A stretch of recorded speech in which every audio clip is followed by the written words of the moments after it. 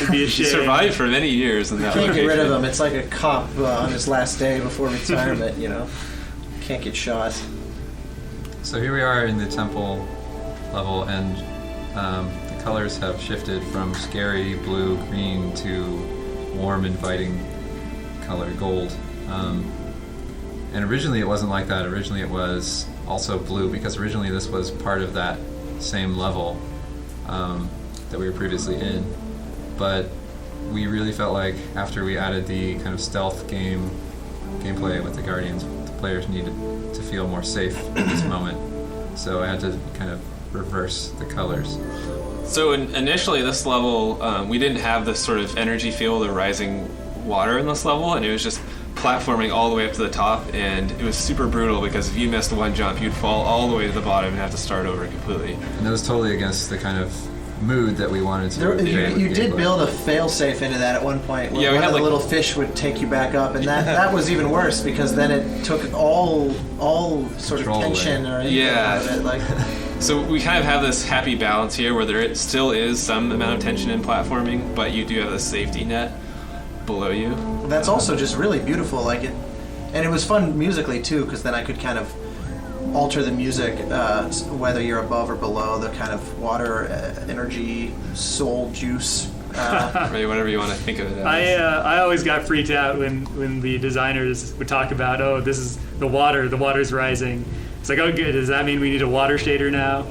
But again, Matt figured out a way. Absolutely, the surface of that is completely fake. And it actually uses particles from flour. Yeah, we should demonstrate that. If you remember, there's water in flour. This, as a side note, a lot of the interviews and stuff I've done, people have asked me what's my favorite area of the game, because for most people, I think it's probably the ending. But I think this area, this level for me is because it has this like very sort of like temple spiritual kind of feel to me. That's just really, I really think it's awesome, and it's such a different. It's like so much a part of everything that you've come from, but yet it really stands apart for me. Maybe because it's like the mechanic of it being vertical is novel from the whole rest of the game and things like that. But just to me, this is always just a very like emotional space, just even how it's designed. It's interesting because, it's sort of this temple area now, but originally... It was not a temple at all. No, not at all. It was a giant rocket ship. It was the sci-fi version of Journey, The center, which will never see the light of day. The center tower pillar here was actually, at one point, very early on in the project, considered to be a spaceship. Not to make you It's, feel bad or anything, but as I recall, there was some concept drawing that referred to this as a fuel depot. And, Yes, the concept changed for the better. oh yeah. Well, it's a Noah's Ark, because the past civilization is dying and the people are trying to survive. But So, it's not up until this is like the largest cloth creature you've seen up until this point, and this is kind of foreshadowing again to what you'll see in the final level. I love it's like I always thought of it as a whale. I mean, it is, as with everything else, it's whatever you see it as, but to me it had a very whale-like quality, and I loved it was just like super majestic and huge but non-threatening. And there's that solo cello that Tina plays when it first comes out, that the full strings and the orchestra in Macedonia layer on when you jump on his back, and it's just, to me that's a magic moment. Something I heard players doing, they talk about, is they'll try to climb the tower without actually activating any of the water. And if you have a really cooperative companion, you can do that. And apparently, if you can make it all the way to the little hole that guy comes out of, he's actually just sitting there, kind of living in his house, swimming around. Yeah. People really appreciated that. You can actually do that solo if you have the white outfit. I have never done it. I can't believe there's anything that I haven't done. I'm amazed. I'm hearing this for the first time.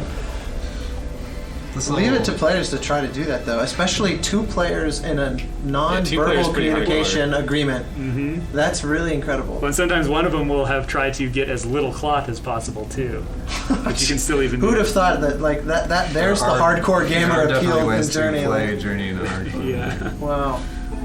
So this area here, if you'll notice, is kind of Mirroring supposed- the first level. Yeah, mirrors the first area, and the first area of the game is like a ruined version of one of these temples.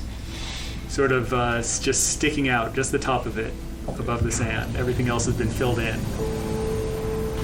So this particular sequence was really the first one that was brought to a finished state.